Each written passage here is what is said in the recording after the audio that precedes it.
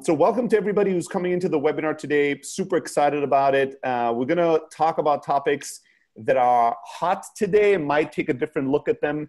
What's a buzzword and what is the truth behind these buzzwords and kind of real reality. We'll talk about AI. We'll talk about relationship intelligence. We'll talk about chatbots and sales automation and all the tools that are out there today and that salespeople are looking into. But we might also, take the time to talk about timeless advice and, fundamentals in relationship building and sales and some of that, broccoli that you might not want to eat, but is really healthy for you and really good for you in your sales career. And I have the honor and pleasure to have Paul today with us, who has had an incredible, successful career in the past and is really somebody that knows what he's talking about and has built up businesses from the ground up, has led sales organizations, and today's building technology for sales organizations and sales teams. So who better to talk about all this than Paul? Thanks for joining us today. Thanks for having me, Steli. Appreciate it. So before we give a little bit of an intro of who the hell we are, for those that don't know, they kind of stumbled into this webinar. I wanted to give a shout out to everybody who's joining the webinar today. We want to hear your questions, right? And we want you to come into this webinar with an attitude that's going to be useful in life and in sales, which is you're going to get as much out of this as you're taking out of it, right? We're going to try to do our best to guess what's going to be useful to you, but the best way to ensure that you're going to get real high ROI, valuable insights and advice is to use the power of asking questions in the webinar. Now, having said that, a lot of people like to use the chat functionality in Zoom to ask their questions. The problem with chat is that the more people chat, the more these questions disappear in the ether. And when we get to the Q&A side of things, we're not going to be able to surface the questions you ask. So what I want to ask everybody to do is to use the Q&A button. Zoom has a beautiful little Q&A button. If you click that, if you write in your question in there, we're going to ensure that we're going to see your questions. We're going to try to get to all of them. If we don't get to them, we might email you with the answers. We'll really make sure to address every question that comes in. So please, at any time as you hear the webinar, if a question comes up, click the Q&A button, write down the question, and at the end of the webinar session, we'll go through all those questions and try to address them and be as useful and as valuable as we can be. All right, with all the housekeeping notes in order and out of the way, Paul, why don't you introduce yourself a little bit for the people that are not familiar with you, to give them the context to understand where you come from and who you are. Great, thank you. Yeah, Paul Teshima. I'm the CEO and co-founder of Nudge.ai. I've been in the marketing and sales tech space for now, almost 22 years, which is way too long. So I first was one of the co-founding execs at a company called Eloqua in the marketing automation space for 14 years. We took that public and then were bought by Oracle. And then for the last 3.5 to 4 years, I've been working on a sales platform focused on relation intelligence called Nudge. So really excited to be here. Thank you for having me. Awesome. For those of you that are wondering, who's the handsome gentleman in the middle, Ryan Robinson? Who's that person? There's like an image, a still image there. Ryan is actually the mastermind behind this webinar. He's the one that came up with the idea. He's the one that coordinated between Paul and me. He's the reason you guys are here. So he's not going to be speaking too much. He's kind of in the background organizing things. But if you want to thank somebody, if you like the webinar, Ryan is the man to thank for making this happen. All right, with that out of the way, let me tell you a little bit about myself. Steli FD. I am, a lifelong entrepreneur. It's another way of saying I have zero credentials. I didn't finish high school. And so I had to start companies to give myself a job, right? And to be able to be employed. I started back in Europe because I'm originally from Greece and grew up in Germany. And then 12 years ago, I sold everything I had. I bought a one-way ticket to Silicon Valley, and I started a first tech company that spectacularly failed, and then a second one that's doing quite all right with Closeout today. My entrepreneurial superpower has always been sales. That's always how I was able to create some value in the world and make my businesses succeed. So I've done sales myself for many, many years now. I've built sales teams, and Close actually came out of a services business where we were doing outsourced sales for venture-backed startups in the Valley. It was called Elastic Sales, and we did that for over 200 venture-backed startups. And as we were helping all these different startups come up with sales processes and doing outbound sales and figuring all these things out, we built a little tool called Close.io. And eventually that tool became pretty powerful and popular, and we launched it as a side gig and it outgrew the services business really quickly. So that's the company that I'm running today. Close.io is an inside sales CRM. So if you do a lot of communication without being out in the field, you might want to give us a look. So I think, Paul, what unites us is, a lot of experience when it comes to entrepreneurship, a deep rooted passion when it comes to sales. And today we both are building companies that are servicing salespeople. So, we, for all the people that are here today, I would assume that this is 100% sales rep and salespeople kind of an audience. So these are all people, and hopefully we're going to be able to give a lot of advice that's practical and not just theoretical. All right. With all that out of the way, let's jump into, maybe we'll jump into some of the kind of more recent topics, technologies, tools, trends, and then we'll work our way to the broccoli portion of the plate. We'll start with the steak. We'll get to the greens a little bit later in terms of timeless advice and strategies that we want to share with people. So let's start with AI. That might be a really interesting topic because AI is also part of your name, right? Part of your domain name. All right, so I'll say something here that's not going to make me the most popular person, but I know I can say it with you, and I'm interested in the conversation that we're going to have. And I know that you have some critical thoughts on this as well. I have seen, hundreds of startups in the past year or two that claim to have AI somewhat related to what they're doing. And I've been saying that, most of them have a lot of A with zero I in it, right? There's a lot of hype. People just changed, changed automation for AI. They changed, big data for AI. They just changed certain things and they rebranded as AI companies, although there's no real artificial intelligence or machine learning to find anywhere near what they're offering.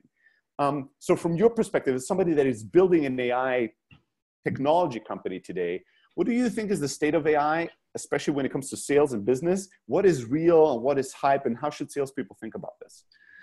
It's a great question, and I would agree with you that there certainly are some startups that say they're AI companies. I'm not so sure they are, but I think that the thing that I know, just like when we built our first company, Eloqua, and the cloud was new, today you would never think about building a technology company without being in the cloud. I do believe that AI ultimately is something that every company in tech needs to figure out how to leverage as part of their solution. Because effectively you're saying with the availability of data, you can make things better, faster, cheaper through continuous learning, machine learning. I think that AI is still early. Let me give you an example. AI today can now tell the difference between these two sentences. The trophy didn't fit in the suitcase because it was too small. The trophy didn't fit in the suitcase because it was too big. In the first case, you realize as a human, the suitcase is too small. But in the second case, the trophy's too big. But to AI, it's like, it's the same sentence. You just switch small and big. I don't understand. It blows up. And so there's this human interaction piece that AI still can't understand and replicate. And I think that's an area that, people talk about AI taking over salespeople's jobs. That won't happen. That will not happen. In fact, I think it's the opposite. AI will free up salespeople to spend more time doing what they're best at, which is building trust and building relationships. I love that. And I couldn't agree more with you because at the end of the day, I think that if we think about a future where eventually computers make all the buying decisions, then computers could make all the selling, then computers could just talk to each other. And I don't know what we're going to be doing in that world, but it's still far enough away to not really trouble us with what we need to accomplish right now. But when we think about the world today in the next few years, of course, everything that's highly transactional as a sale, that doesn't really require a lot of decision-making, a lot of friction, that doesn't require a lot of humans to be involved in the decision-making, those friction things, they go away. I don't need necessarily a salesperson for every single item I want to buy. I can just go to Amazon and purchase a lot of things without any human involved, really. But when we think about the world of B2B, when we think about non-transactional sales, when you sell things that are complicated, things that are, fundamentally important for the business, and things where many humans have to agree and get alignment and agreement, wherever humans are involved in buying, humans will have to support them and help them and build relationships and make them emotionally stable and help them align to get to a decision, right? That AI and any kind of software tool out there is not going to immediately fix it. So I think that we're, completely on board with that. Now, having said all that, I think you mentioned something really important, which is you can look at AI and laugh at it, right? You can take a very cynical, there's this funny thing, there's the two ends of the spectrum. One is an over-enthusiastic, this is changing everything tomorrow. point of view that's usually not right. And then there's the other extreme, the cynical, this is just like every other thing that didn't work out, you know, and we can completely ignore it. Like the internet, that's not going to really replace anything, or mobile, or whatever else came after that. So from a sales perspective, you know, when I think about, okay, we have an incredible amount of data, software can take that data and try to learn from it and try to help automate and make decisions based on that and support me and assist me in my job. What is some of that that I should be thinking about looking into today as a salesperson, right? Because as a salesperson, I can't really differentiate what is real AI, what not. So what are some tools and softwares that exist today that utilize AI that I can benefit from? Yeah, it's a great question. So practically, as we look at the landscape of things that are working well, I think if you think of any task, and I'll give you some specific examples in a second, any scenario that is repetitive, that requires an ongoing sort of, for example, sales research, or responding to online questions on your website about support, so there's some great tools out there that are starting taking some of these repetitive tasks that a salesperson sometimes has to do and using AI to do them, so that frees up your time to go do the selling part. And so if I think about one of the tools that's taken off are these online sort of chatbots on your website, and whether it's Conversica or Drift, there's a couple things that are interesting about it. One is that if you're actually someone on a website and you have a couple of just simple questions, you actually would rather talk to a bot than a salesperson. So I'd rather just get a couple quick things done. I just want to know if it's a billing inquiry, or I just want to find one more piece of information. I don't want to have to get onto a whole sales process with someone to do that. And so those two tools have done really well at automating just that front simple engagement, and then deciding quickly, are you actually a customer and just want support, or actually are you a buyer and should be routed to a salesperson for a deeper conversation? And so just that simple routing process of a couple of questions and then moving you is really what those chatbots do well. So that'd be one example. A second example is today, sales reps, one of their number one research tools is signing up for Google News alerts. But you know what? If you're covering 100 accounts, you're going to get 1,000 alerts every day. Who can read through 1,000 Google News alerts today? No one can. AI can. AI can read through those articles and tell you which one is really more important, because it's about your company you're going after, and it's something that's indicating a buying event. That's another great example of using AI to do work that's repetitive but helpful if done well. Beautiful. Let's maybe move from AI to a close cousin, which might be automation, right? And when it comes to like empowering salespeople to accomplish a lot more. We talked a little bit briefly before we even hit the live button on the webinar about sales automation and these kind of outbound email tools that exist, right? They've risen to popularity over the last few years.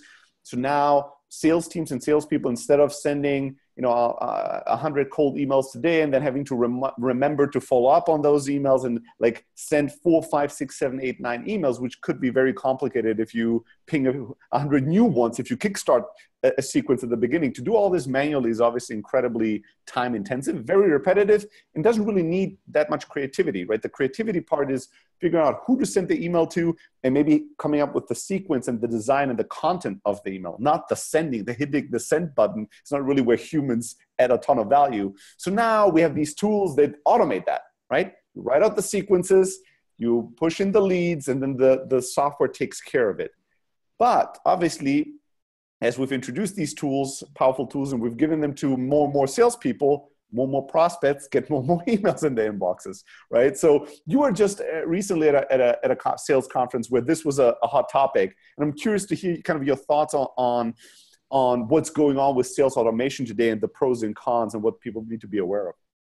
It's a great topic. And I was just at Sales Loft Rainmaker and had some real thoughtful conversations with lots of different sales leaders about it. I think that number one, let me just state that I'm a believer in activity is important in sales. I think you as well would agree with that. You need to have some level of activity and maintain that discipline. Otherwise, you're just not going to get the pipeline you need to get to your number, right? And that's been since the dawn of time.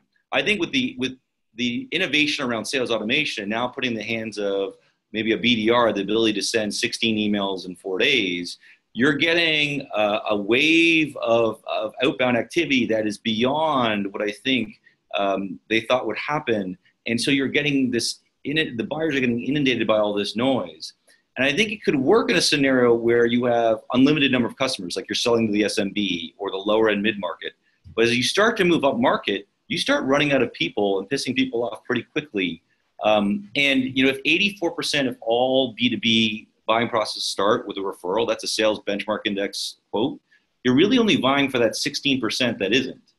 And so I think there's going to be a challenge where if you do end up churning through a lot of people by hitting them too many times, you're going to run out of prospects to engage with in terms of your growth. And I think that's something we got to solve.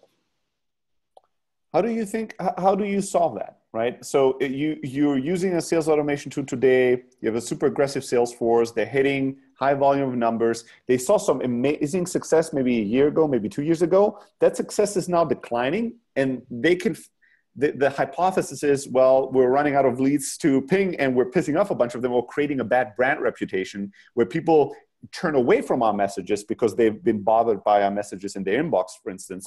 What do I do if I'm in that stage as a company? How do I switch my strategy at this point? Yeah, so I think there's a couple things. First of all, I think you should think about segmenting who you're going after pretty clearly. And so let's assume that there's a segment where you still want to use some sort of sales automation and a cadence.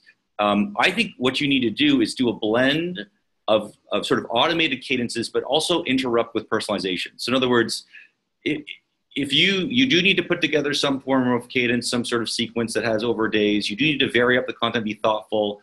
You need to really think about the personas that are receiving that and make sure that level is personalized. But many of the best practice ones I've been talking to have a stop step that says, at this point, you really got to do a little more research. If they're not responding to this, take thought, look at their LinkedIn profile, look at their Twitter profile, look at their website, and come out with a more compelling reason. And so this sort of personalization at scale is really the conversation that a lot of people are trying to talk about. How do I do that faster, better, cheaper, and still allow my BDRs to hit their number, right? And so that's kind of number one. Number two is there may be a segment of the market where you just don't use cadences. So a good friend of mine is Vic Nick. He runs the global business development team at Salesforce Marketing Cloud. So they're one of the more advanced outreach teams in the world. And he has over 300 people in his organization worldwide. And he has a segment of customers that he's going after that are enterprise only. And he just uses no automation. He actually uses an approach called Basho outreach, which means he is looking for personal insights that he can then use for outreach at the right time, the right person. And these are more senior BDRs. They've been in his organization some 6 years. And it's just a different selling motion at that size of segment. And so I think you got to think about that differently. And I think that you have to think about personalization at scale as a key initiative you need to bring into the fold. Yeah, I love that. I think that, I had a conversation recently with Heaton Shah, who's a really good friend of mine. And we talked about, this funny phenomenon where every year there was some kind of a news of like email is dead. Like people, we in technology in the world in general, we like to proclaim something is dead now, right? And then it just persists. And, we came to the conclusion that good email might be dead today, but great email is more alive and well than ever. Right. So I think that as certain communication channels get overblown with volume, it doesn't mean that channel might not work at all. It just means that you have to be a lot better in the way you use that channel to stand out. And one big part I think that's undervalued is not just how many emails do you send somebody, but are you sending an email to the right person? And what are you telling them? Right? If your email if you're sending emails to the wrong person, doesn't matter how automated and how many emails you'll send, it'll never do anything. Just like if you're sending a bad email to the right person, it's never going to do anything, right? No matter how persistent you are, no matter how automated your follow-up is. So can you write something that stands out? And it's a much tougher thing to do. Back in the day, you could out hustle people just because you send more emails than your competitors. Today, because of automation, you can just out-muscle them, right? Because they can automate this and send as many emails as you. So now we have to go back to square one and out-sell them in the way of how thoughtful you are and how valuable your proposition is to the people that you're approaching. And that's a much harder thing to do. It takes real thoughtfulness. It takes time. It takes real work. It's a very unsexy thing to have to figure out who am I sending this email to, what am I telling them, and why is this the right moment to tell them, and why is this the right message to send them, for them to give them a chance to really respond versus just saying, well, email doesn't work anymore. We had this like outbound thing, it worked, but now too many people are using it, so it's not working at all anymore. it is still working, and it's gonna continue to work. It's just gonna get harder, and what you have to do needs to stand out from the crowd, because just using a tool is not gonna really make you stand out. Everybody can use these tools now. They're democratized, right? So let's talk a little bit about relationships, because that's kind of where you come in your company, right? So first, for people that don't know what relationship intelligence is, give us the breakdown. What is it? And then let's talk about how to cultivate it, how to use it, and how to get results with it. Yeah, so relationship intelligence is really, it's a newer concept, newer platform that really is a scenario where you track and understand the strength, the ebb and flow, the growth and decay of relationships within a business and organization over time. So whether that's with prospects or customers. And then you give recommendations on how to improve the right relationships so that your business grows. It could be from a sales perspective. It can be from an existing customer perspective. It could even be potentially from a hiring perspective, right? Or an employee perspective. But this idea that relationships, if you ask a CEO what's the most important, quote unquote, asset in the business, they always say they're people, right?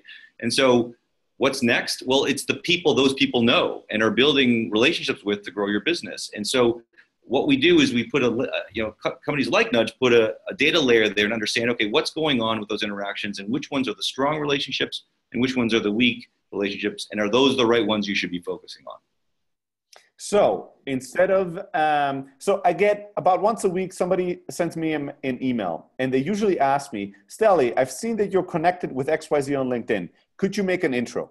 Now, I'm going to give a big disclaimer. I'm probably one of the worst users of LinkedIn ever. I've declared LinkedIn bankruptcy. I'm never logging into LinkedIn. I have like 4,000 requests that are outstanding. I don't know how many messages I have that I've never looked at. To me, it's a very noisy place.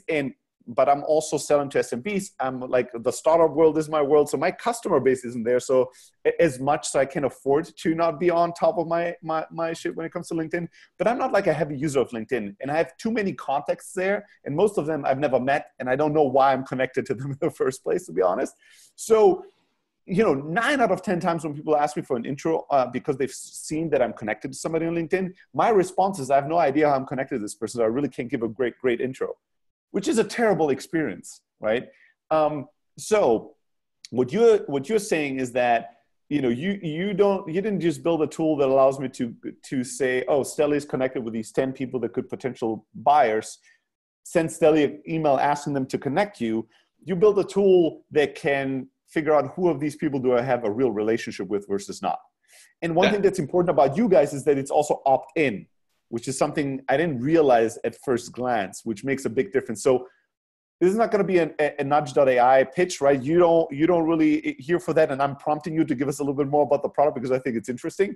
But what are the things about the connections I have to determine if something is a real relationship versus not? Like, how do you make that differentiation? Yeah, so relationships ebb and grow. So you have to look at interactions, and certain interactions, for example, are more meaningful. One-on-one meetings that occur over a period of long time, over years. If you consistently have them, that's someone that you probably know pretty well, right? Versus if there's a burst of activity in 1 week and then nothing, that's probably was a sales call that didn't go very far, right? So we have an ability to look at that. Today we track about 50 million business relationships, and so we have an understanding of what forms a real one, what forms a false one, and then how do they grow and decay over time.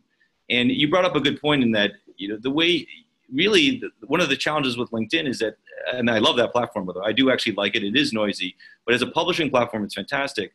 But they're encouraging so many people to connect that connections have become dilutive. And so LinkedIn is going to be around forever, but I think there needs to be someone who takes a stab at putting relationships back in CRM. Because today it's only been record management, to be fair. Like, it's not really relationship management. Yeah, that's so true.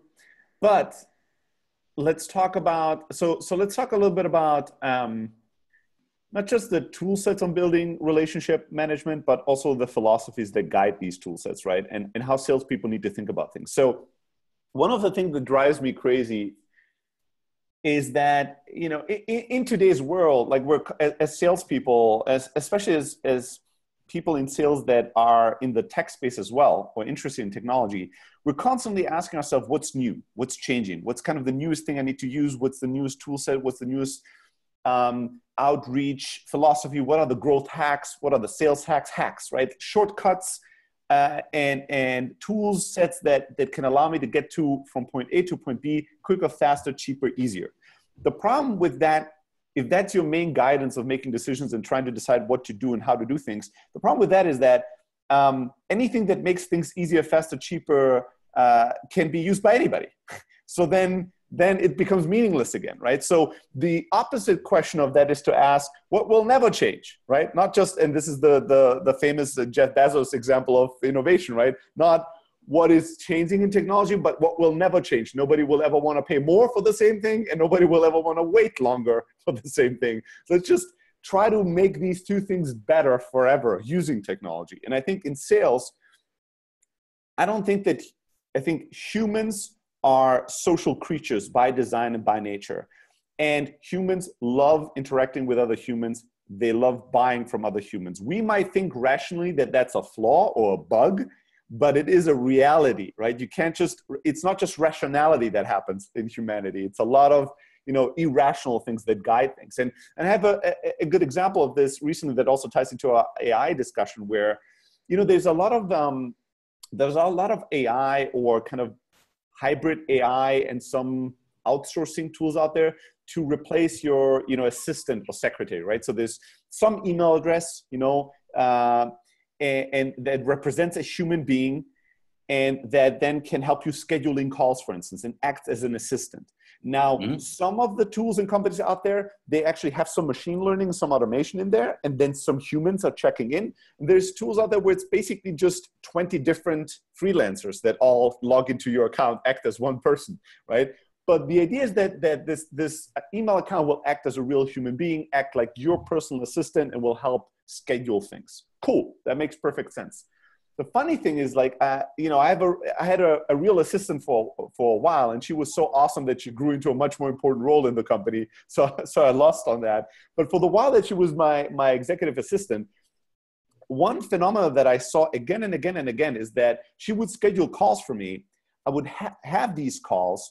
People will chat with me, would have a good conversation. And at the end of the conversation, I would always go, well, we should have this follow-up happen next. I'm just going to have Mary get in touch and figure it out for us. And the response that would come, came again and again and again was, a quick question, Steli, on Mary. I was wondering, is Mary real?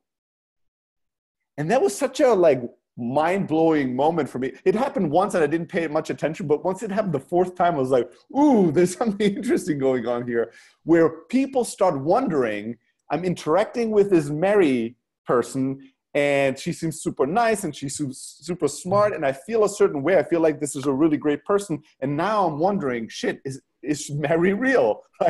Am I interacting here? The real person? Am I being tricked? I was joking that at one point we're going to have certified human in all our communication, so people can differentiate between when do they talk to a real human and when not. But to me, the other thing that really highlighted is that, why do we even care? But we do. People care. Yeah. They care because they felt a certain way about Mary. They felt that she's really smart and cool and a good person. And then they wanted to know that they're not delusional, and they're actually just talking to a piece of software. Yeah, there's actually something called the theory of mind, and what it actually is, something unique to humans, in that we are one of the only species in the world or in the universe that have an understanding that you are another sentient person who has emotions and feelings, and I understand that, and I can connect with that. As an example, when you're asking your Alexa or Google Home to do something, you don't ever feel, oh, I said that kind of rudely. I apologize, Alexa. You don't think that way because there's no mind there, right? And so to your point, it can be jarring if it's the other way. If you actually are feeling like Mary is a real person, but Mary is not. And so it is something unique to us, and it's really one of the foundations for how relationships and trust is built, to your earlier point about some of the best practices and some of the things that actually make people successful who do that. Yeah, so it's super fascinating. I think that this is going to be a much more fascinating question as humanity evolves and as technology and humanity intermix. But we don't want to go too crazy on that side. I want to really bring it back to the fundamentals of relationship building and why it matters in sales and why it matters today and it will matter tomorrow, right? So a lot of times as a salesperson, I have a quota to hit. I've numbers to hit. I am competing against other salespeople in the same organization as well as everybody else in the market. And so by design, I'm trying to hit certain numbers and I'm thinking fairly short term, right? I'm trying to accomplish certain things in a not the next 10 years. I'm thinking about the next, 4 weeks, 8 weeks, next 3 months, maybe. How do you, as a salesperson, how do you think short term and make sure you invest in relationship building? Like, how do those two things work together? And what are your thoughts on that? So I don't think it's easy. And I think there's a couple of best practices and things that I've learned, and certainly I've learned from working with other sales leaders that I think people should think about. First off, you should start with the idea that the most successful salespeople have a very strong distributed network in their career. It's been proven. It's actually the number one predictor of success. There's a great article in Forbes about it. And so forget about hitting the quarter. If you want to be successful as a salesperson, you need to maintain and nurture and manage a network of people that can help you in your career. That's clear. Now, how do you do that? Well, I'll give you a couple of things. One is we talk about a philosophy of one nudge a day, or one nudge a day to someone that is not going to be a short-term help. And the part that actually hit home with me was there's a woman named Porter Gale who wrote a book called Your Network is Your Net Worth. And the idea is that most people think, oh, I've got a network of people who I can sell to, or they have the right title. But actually, what you need to do is network with people that you have shared interests with. And the reason that is that when you have shared interests, it is a much more authentic engagement, interaction, right? If you and I both love kite surfing and we talk about it and we both love kite surfing, great. So there's this element of, it's going to be longer term, but there's an element of it's actually going to be fun. It's going to be interesting for me to do that nudge or do that interaction if I do it on shared interests. So that would be my one big piece of advice. And you never know what happens. So it could be a more junior person, could be a more senior person, but over time you'll see if you do that and you continue to give back to those people, it's going to help you in your career. I love that. I love the shared interest part. And because that's also like, so I think authenticity is a really important part in here. Our relationships will be only as strong as we believe them to be honest, right? And authentic. And we've all noticed this at times, I'm sure you had this experience as well. At times, people will approach me and they will either offer help or they will stay in touch. And you can tell they read an article that's a good strategy to do X, Y, Z. Let's say they came to a webinar and they learned they should think long-term and they should nudge people like once a month.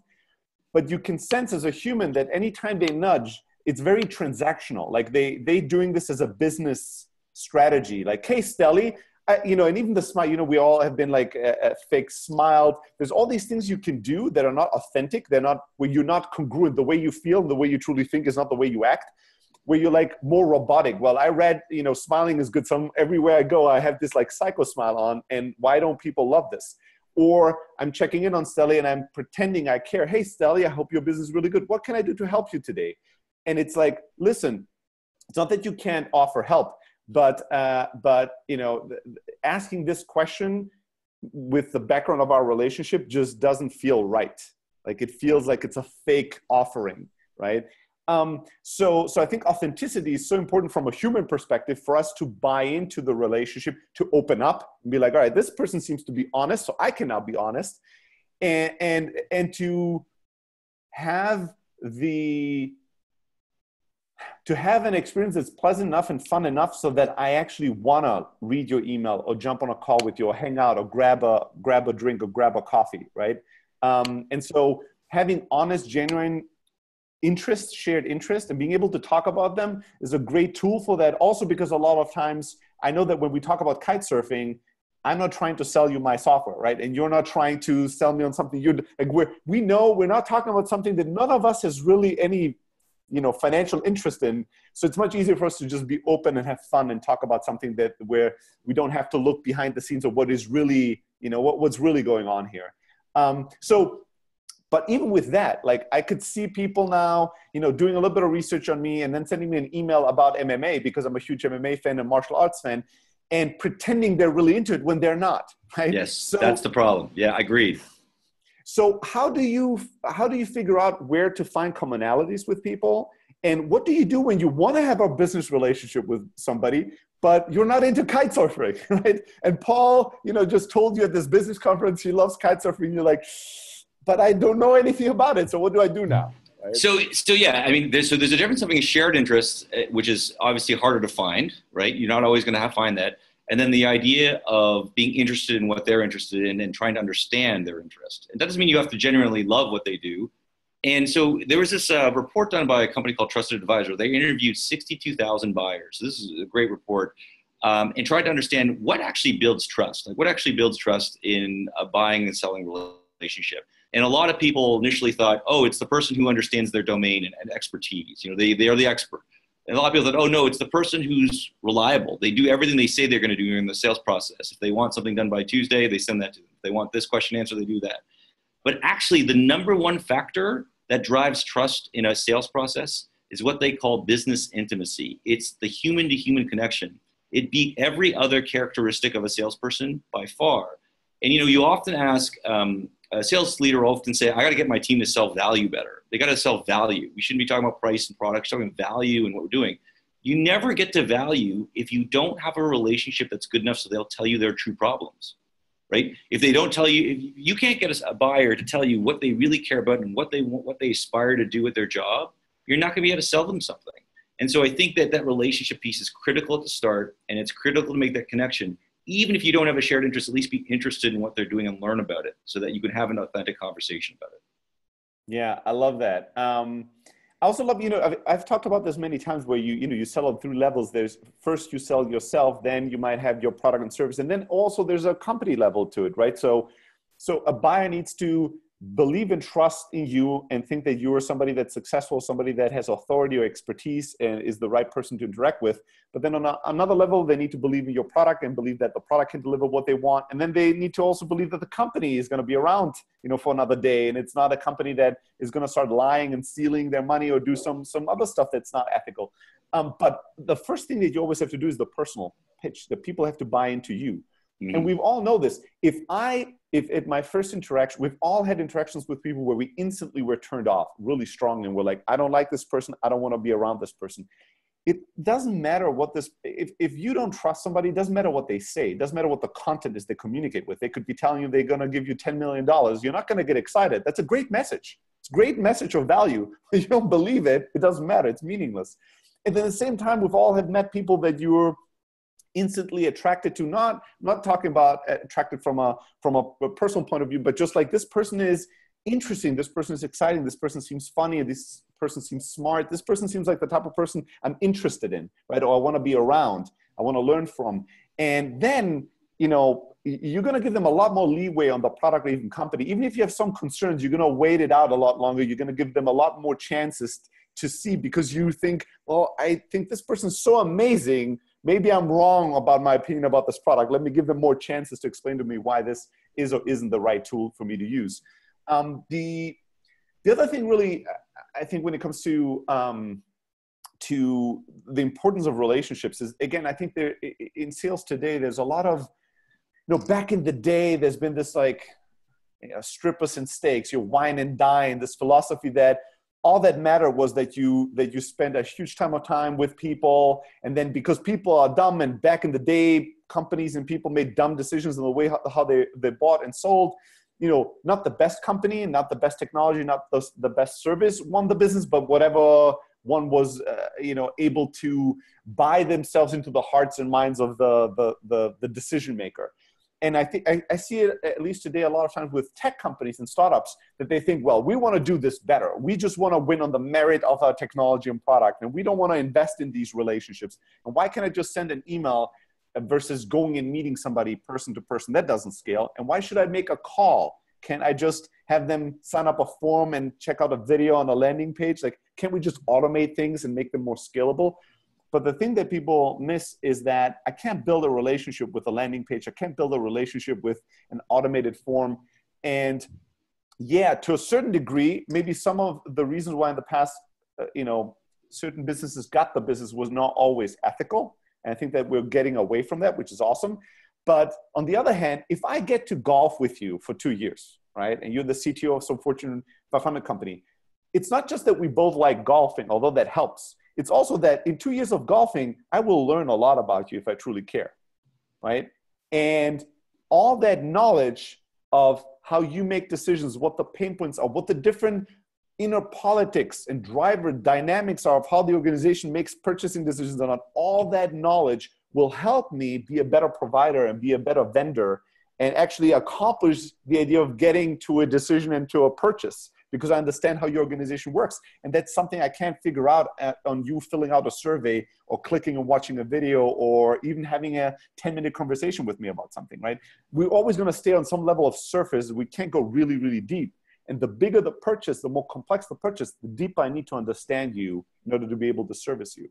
So what I want to get to is like, you know, how much, like, is it true to say or to think as a salesperson that the bigger the deal size, the more complex the sale, the more importance relationship is in all of this? And if I do something more transactional, if I sell to the SMB and my sales cycle is 10 days, then it might help, but it's not as life or death in terms of my success as in the larger scale sales cycles. I think it's absolutely correct. And, you know, the fact of the matter is that today the buyer, what changed, you know, if you think about the last 15 years, and certainly this helped us, this was one of the big waves that we were riding at Eloqua and the marketing side of the house, is that, you know, the buyer finally found a way to get information about your product and service without having to talk about to a salesperson, right?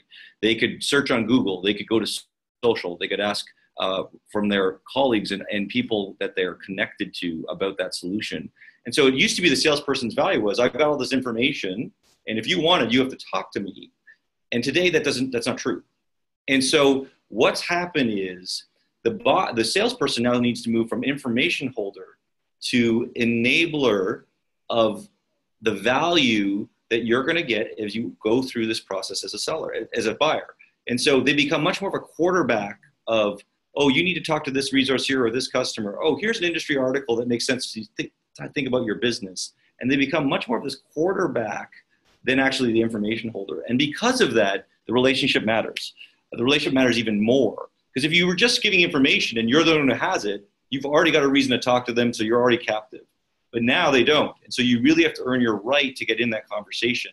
And, you know, one of our advisors, and Lars Nilsson, he's the VP of Global Sales at a company called Cloudera. They're a public analytics company. He's a great quote. He says, the hardest part today about closing any deal is actually finding it. And so as a salesperson, you have to earn your right to get in that deal to begin with. And that's all about relationships. I love that. All right. So let's talk a little bit about how to approach relationships, right? So there's obviously a lot of data out there in terms of trying to figure out who's connected to whom and who knows whom. There are better tools that are coming out every day, you guys being one of them, on like tapping into not just connections, but trying to get more information on like what are true relationships. Who does Steli really meet with regularly versus who did he accept an invite from on LinkedIn 7 years ago, right? But now that once I know my network, my relationships, and how they're connected to others, that's a path from where I am to where I want to go. But just knowing the path doesn't mean that I'm going to be successfully concluding that to a relationship with that connection, right? And you know, there's a lot of tactics in terms of how to ask for a referral or introduction.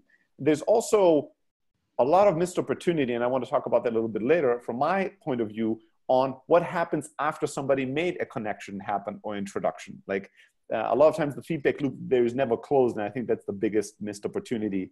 So how do you, once you know, you have the information, you know, Steli is connected to this person that I really want to get connected to, and they have a strong connection. What's the best way in today's world to ask for introductions and to utilize that information in order to be able to get in front of that potential buyer or prospect? Well, yeah, so yeah, this is a really good question. I mean, the art of introductions is there's a lot of discussion on it. I mean, of course, you know, a lot of people talk about simple things like make sure you, before you ask for an introduction, you do a double opt-in. Like, does the person actually want to be introduced and all that stuff? And that's pretty straightforward. I think the key piece is missing, like, is there actually a relationship there where someone can even do that intro? Is the piece that's typically missing, because if someone has a strong relationship, not only do they want to do the intro, but they actually want to reconnect with that person potentially. One of the things that's most interesting to me about building relationships is asking someone for help is one of the best ways to build a relationship. And that's counterintuitive. You think you're asking for a favor, but when you ask for someone help, there's a couple things that happen. One is that person feels, oh, well, you think I'm an expert in this area, or you think I'm someone who you respect to get the opinion on this thing, number one. Number two, you get to actually reconnect with them about something that is going to be important to you. And number three, by asking for that help, you're often connecting them to someone else who you're helping on that side. So it's a triple effect of asking for help. It's one of the best tactics that I use to continue to nurture my network, is ask people for help on behalf of someone else. I love that. And it is counterintuitive because people don't like to ask for help because they think that then I owe you something, or then I display that socially I'm at a lower level of the casting system than you. You're really important and I'm like worthless and I'm coming here with my ask for help. But they underestimate how much people like to be helpful. Yeah, so, they love it. It validates their expertise, validates what they're doing. So when you come to me asking for help and I can help you and you're being helped, this is not a relationship that's selfish or one-sided. We both benefited from this, right? In different ways, but we both benefited. It's bad when you come and ask for help and I can't help you. That's kind of frustrating or heartbreaking. I'm like, you're asking for something it's impossible for me to do. But when I can help you and you seem to be helped, this is not something where I just gave. I also got something out of that interaction. And so people love to be helpful. And if you can empower them to be so, they're going to like you. They're going to remember you. And they're going to open your emails or pick up the phone when you call because they know, when I talk to Paul, good things happen for him and for me, like things being accomplished. And I'm able to utilize my experience, my network, my expertise to make something happen for him. That's a great feeling. I love that. So, when you ask for help, like let's get on that topic, or let's follow that trail a little bit further. So I'm asking for help, Paul, and I'm saying, hey, you're connected with Ryan. Your connection actually is strong. You and Ryan have, you've been on his podcast. He helped you, organize a webinar. You've met at a conference. You've known Ryan now for like a little bit of time. He's a really great guy. He's honest, hardworking, and the things that he promises, he delivers, and he's helped you marketing and otherwise. Getting some exposure. So I'm saying, hey, I'd love to, whatever my ask is, I want to reach Ryan to do a webinar with him, or I want to reach Ryan to get on his podcast. Paul, what would you advise me to do to make that happen? You know him. I don't know how your relationship happened. What's the best way to ask for that help from somebody, or for that connection for somebody, other than just, can you put me in touch with Ryan? I think number one, you got to put in a little bit of work and do the research and explain why Ryan's the right person to you. Why it's not just someone else, and why you're asking you. And so doing the research to understand that this is why, because of the problem I have, Ryan is the best person to help me. And so it is a specific ask. I'm not hitting everyone with everyone who knows someone who's a good marketing person. And then two, why are you the person I chose to get to Ryan? And then you begin to be specific with it. And if you do those two things, very often you'll see that the person realizes, okay, Paul's just not wasting my time. Paul's choosing me specifically and choosing Ryan specifically. So there's something Paul's invested already. Therefore, I will help Paul out. And that's really clear. One of the worst things you can do in these situations is be too generic. Hey, I'm looking for someone in marketing, and I saw your kick with Ryan. It looks like he's in marketing, and I'd love some help. And you don't even say what it is you want help with. And people just don't want to do that. They want to know you've already put some effort and work into the request. Beautiful. So let's talk about what happens after you help me. Let's say you make a connection and I talk to Ryan, right? Here's the number one thing that drives me crazy is that you asked me for help, Paul. You asked me for a connection to Ryan. I made that connection happen because you told me why you're asking me. You told me why now, and you told me why Ryan. So all this made sense to me. So I felt like this would be a good connection to make happen. And then I never hear from this again, right? I don't fucking know what happened. I never hear from you or Ryan. So that's what drives me crazy is that, nobody's closing the loop. I think that closing the loop can create an incredible amount of value, right? And I'll give you my 2 cents on this, which is that usually, obviously, I'm rewarded by helping you and connect you with Ryan, but it's not that rewarding. I don't know if anything has come out of it. I don't know if Ryan appreciated it or not. So if you talk to Ryan and you guys actually went into business together or accomplished something together and Ryan benefited from the introduction I made, if I get a little email from Ryan saying, thank you for making the connection to Paul happen, and a little email from me, that's going to be incredibly rewarding. It's going to hit all the endorphins, right? I'm going to feel really great in the moment. And then the other thing it's going to do is going to make me think, who else could I connect with Paul? Or at least, the very least, next time you ask me for another introduction, I'm going to be like, yes, because I know I've gotten this positive reinforcement that when I put people in touch with Paul, good things happen and people like it. So I'm adding value to my network and to my relationships by introing them to Paul. But what most people do is they never close the feedback loop.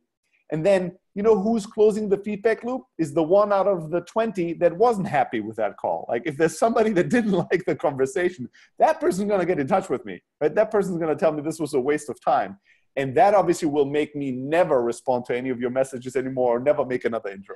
Yeah. So that concept, I would agree with you 100%, by the way, that's an important thing to do, close the loop. And it's really one of the foundations for understanding how relationship capital works, that concept of you have a certain amount of relationship capital with Ryan, and if you've taxed it because you've introed me, you got to close the loop to say, hey, that was worthwhile to spend that capital and give a little back. And if it benefited Ryan, that's great because you didn't use as much as you thought. And so that idea of relationship capital is really important, and you should always be building it. Another good friend and advisor, Joe Rowley, who's in the social selling space and now chief growth advisor, Marketo, she has a saying give to give, not give to get, but give to give. You're always looking to help someone, not knowing if it ever will return, but building up your relationship capital and your network over time. And I think it's too late at the end of the quarter if you want to have someone help you out, right? If you haven't built up that capital. Yeah, people always ask me, Steli, how do we save the end of the quarter if our numbers are not good? And I'm like, well, you don't. Like what you should be concerned about, like just take the loss on this quarter and save next year's quarter and not this one. Like you can't, anything you'll do short term to make certain numbers go up will hurt you in the long term. All these shortcuts, all these aggressive tactics you'll use to get certain numbers to go up are short-term tactics for a reason, and they'll not really help you foundationally and fundamentally fix your problems.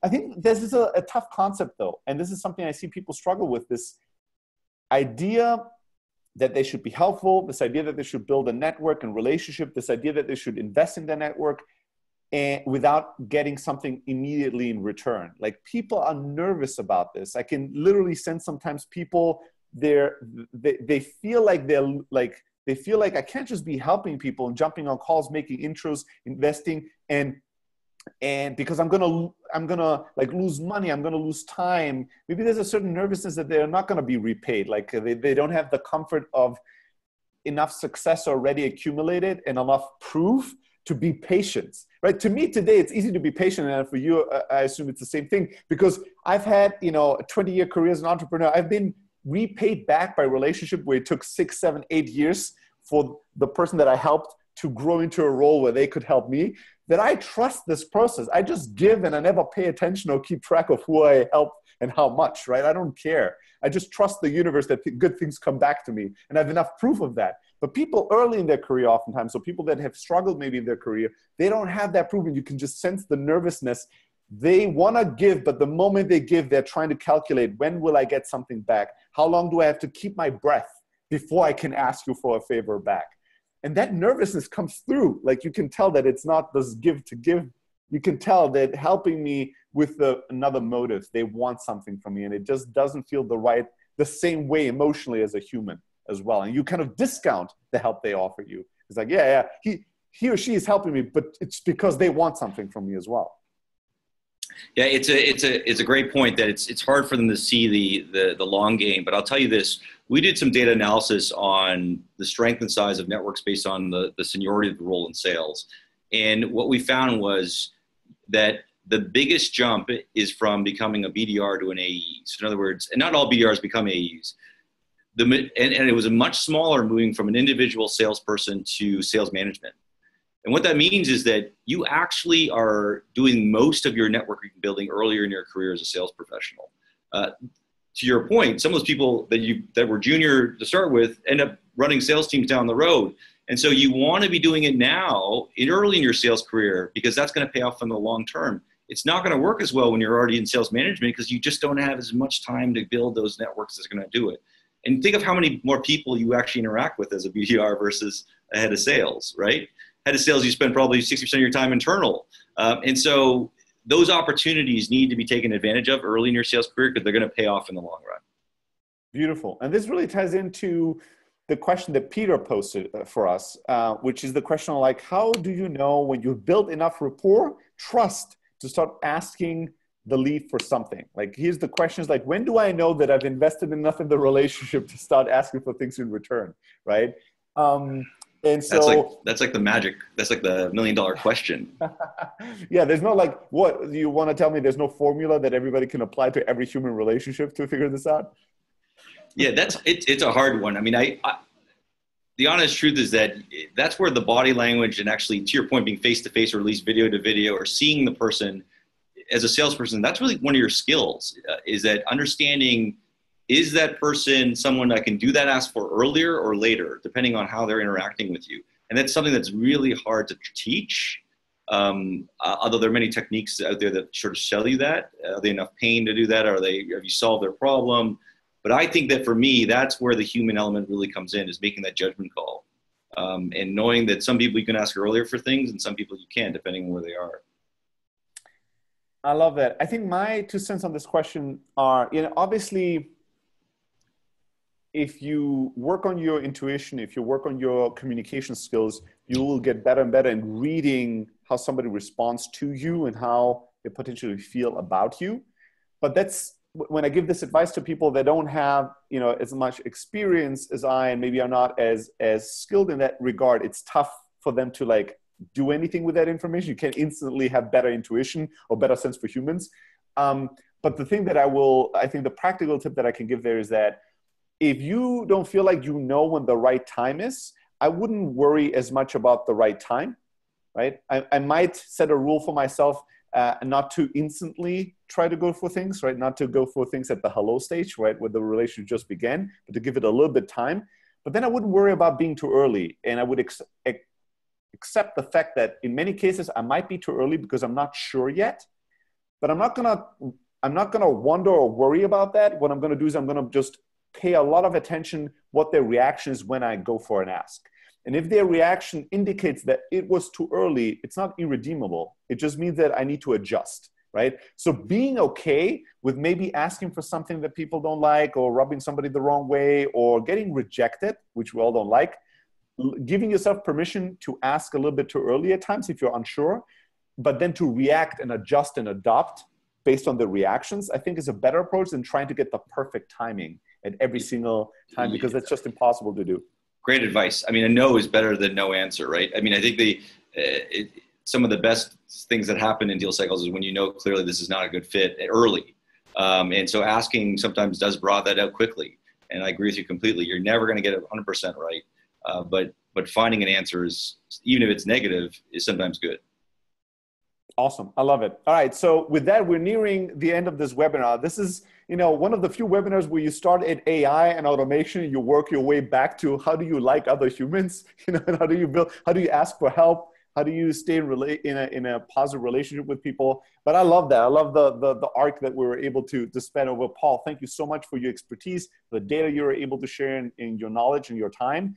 For everybody who watched the webinar, thank you so much for giving us your attention. Hopefully it was useful and valuable. And we recorded the whole thing.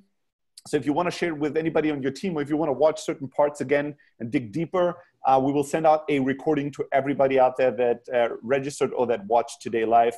All right, with that being said, let's all work a little harder to build a little bit better relationships, one human at a time. Thank you for having me, Steli. It was great. That's it from us. Bye-bye, everybody.